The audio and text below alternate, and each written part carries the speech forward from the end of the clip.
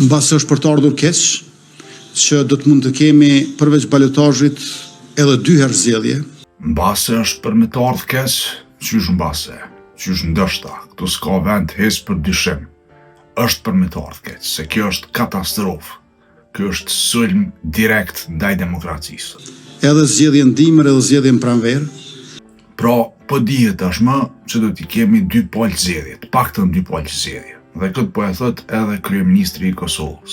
Hajta shtjellojmë pak këtë farë banaliteti. Për çka do të dalim në zgjedhjet e dimrit, në zgjedhjet e dhjetorit, ndoshta ose janarit?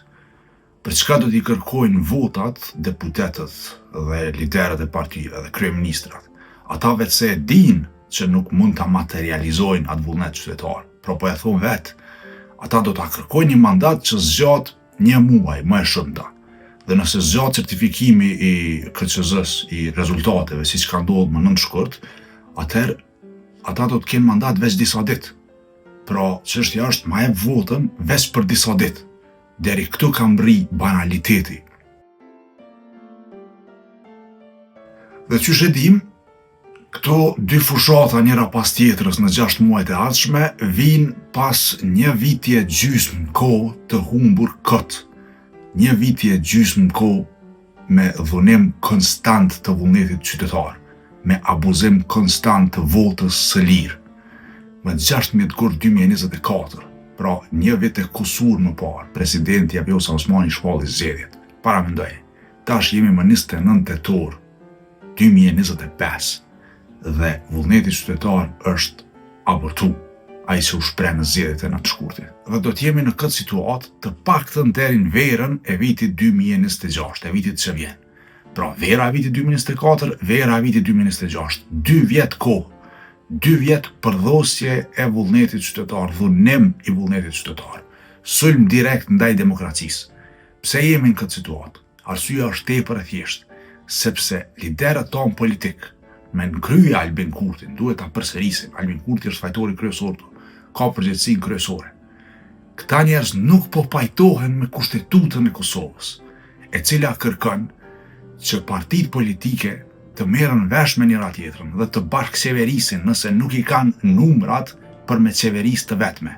Ndërkohë, ajo çka këta po shfaqin, mënyra se si këta po veprojnë, i përngjon shumë reality shows, i përngjon shumë Big Brother, po na prodhohen personazhe ose riciklohen personazhe në kushtet e Big Brother, po shohim protagonizëm në kushtet primitive të Big Brother. E pam që shu popularizu tazëm Ramiz Ladrovsi, për çka askush nuk e di, ashtu si nuk e di për personazhet e tjera të Big Brother, thjesht ju pëlqen njerëzve një veprim që ai e bën, ose 2-3 veprime që ai bën, të cilat janë primitive, provinciale. U popularizu tash ata me nxema, i merrni me mend, për shkak se i mshoj grosht një qytetarin në shesh. E për kësi gjërash popularizohen njerëz në kushtet e Big Brother, dhe nuk janë këta 2 vetmit. Ka dhe njerëz tjerë që promovojnë gjuhë turrëties, dhunës, vazhdimisht, sepse e dinë që këto janë kushtet mbi të cilat po luhet loja tash. Dikush mund të thotë pse nuk po e fajsoj veç Kurtin për këtë situatë, sepse ai ka përgjegjësinë më të madhe, ka marrë më shumë vota. Nuk po e fajsoj vetëm Kurtin, sepse partitë opozitare parlamentare kishin mundësinë dhe hapësirën që me zhvillu kundërnaracione tepër të fuqishme përgjatë kësaj kohe. E kishin mundësinë që me popularizu njerëz tjerë, ide të reja dhe rregulla të reja të lojës. Kjo nuk është politikë, kjo është simulim i politikës. Kjo është hajde të bëhemi sikur po luajmë politikë, sikur po bëjmë politikë. Dhe të merremi pak me këto rregulla të lojës që këta i kanë qitë. Në një anë po i polarizojnë njerëzit, këtë gjë e bën dikur veç Kurti, tash po e bëjnë edhe LDK me PDK, po i polarizojnë njerëzit, do të thonë njerëzit më shohin edhe mu prej PDK-s dhe LDK-s. Jo veç vendosja, por edhe PDK-ja e LDK-ja. Dhe e dyta rregull e lojës që këta po e implementojnë është ajo e profileve të rrajshme në Facebook, kryesisht në Facebook, por edhe në Twitter. Në Facebook ekzistojnë disa profile të rrajshme tepër të fuqishme, të cilat kanë audiencë të frikshme, e cilat përcillen, shpërndahen edhe për njerëzit që kanë marrë rrugë për institucioneve të Kosovës. Një prej tyre është ky që po e shihni. Ky është profili rrajshëm, që ka audiencë tepër të madhe.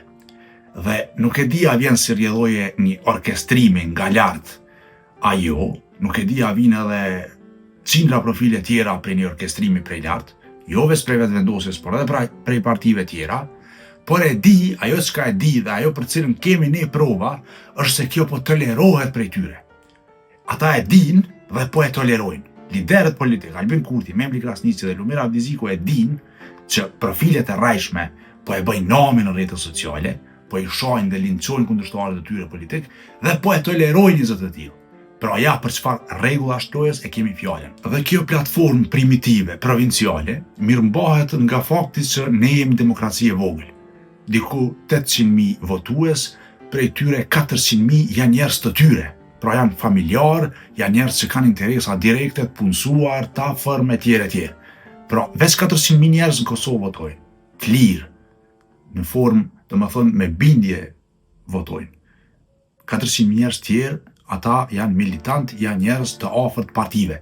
Nuk ka një militant që nuk ka një interes direkt. E kemi pa edhe në zgjedhjet lokale, në rastin e asamblesëve. E kemi pas diku 6.000 kandidat për asamble për partive politike. Çfarë do të thotë kjo? Kjo do të thotë se kemi pas të angazhuar diku 200.000 njerëz në formë direkte për këto parti politike. Tu i përfshi familjarët, njerëzit e rrethit ngushtë, njerëzit e rrethit gjerë, njerëzit që i kanë punësuar etj etj. Dhe a keni pas qysh kur vinë zgjedhjet, thonë se votimi është obligim qytetar. Çfarë obligimi qytetar është votimi? Kur gjysma e votave vijnë prej njerëzve të afërt me ju. Dhe e dyta është konfuziteti që ju e shkaktoni të njerëzit. Njeri ndershëm në Kosovë ja pranon vetës. Thot po, unë jam konfuz. Unë nuk e di se çka po thonë këta, se kush ka të drejtë. Unë jam i hutuar. Aja pranon këtë gjë. Dhe qysh me shku njeri i hutuar në kutinë e votimit dhe me zgjedh. Kjo është prishje e vullnetit politik. Kjo është prishje e demokracisë. Kjo është prishje e votës tij. Do të thotë kur voton në gjendje konfuziteti, kjo nuk ka lidhje me demokracinë. Kjo është antidemokratike. Pra ajo për cilën ne jemi të sigurt dhe që na e kanë mësuar, sidomos 2 vitet e fundit, është që këta lider politik, pa përjashtim, e tolerojnë deformimin e opinionit të qytetarit. Këta e tolerojnë sulmin direkt ndaj demokracisë që po ndodh në rrjetet sociale. Edhe një gjë këtu. Nëse je qytetar i thjesht, ty po drejtohem, se nëse je familjari këtyre partive ose njeri që e ka punësuar dikush për këtyre partive, nuk të flas ty, nuk lodhem. Nëse je militant nuk të flas. Por nëse je qytetar i thjesht, veç mendoje një gjë. Sa vlen ti në krahasim me këto profile të rrajshme? Ti vlen një vot, e ajo vot nuk vlen kurrë hiç për këta lider. Kurrë hiç. Sepse këta i kanë këto profile të rrajshme që ju gjenerojnë vota me masivisht. Ku po dua dal?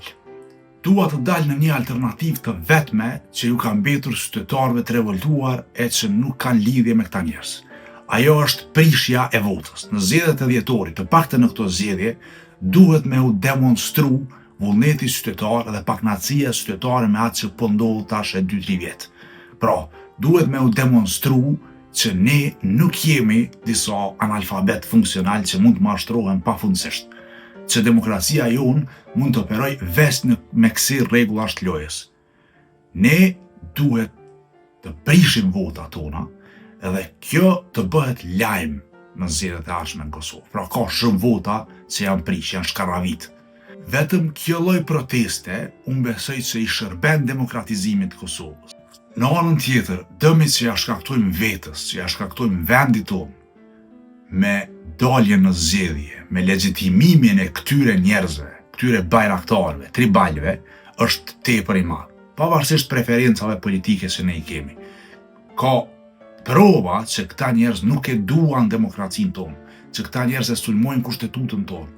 Prandaj qysh ne mund të rrimë rehat me veten tonë dhe themi, okay, s'po bëjmë asgjë. Çka bëhet nëse në prill del rezultati pak a shumë i ngjashëm? Ose që ta thjeshtoj, nuk i merr Albin Kurti 65% sa i duhem për me i pas 80 vota për pozitën e presidentit. Çka ndodh? Ndodhin zgjedhjet prapë, ndodhin zgjedhjet në vjesht pastaj, ndodhin në dimrin tjetër. Ndërkohë që Kosova përjeton sulm pas sulmi. Ti, si qytetar i thjesht, përjeton sulm pas sulmi. Prandaj preshe votën. Edhe një gjë, pavarësisht të pajtohesh ajo me mu, opinioni im është veç opinioni im. Është opinioni pa paguar, opinioni pa ndikuar dhe bazohet veç në ato bindje që unë i kam. Prandaj të lus nëse ke mundësi bëje subscribe kanalin në YouTube. Do të na ndihmoje tepër shumë dhe nuk kushton asgjë.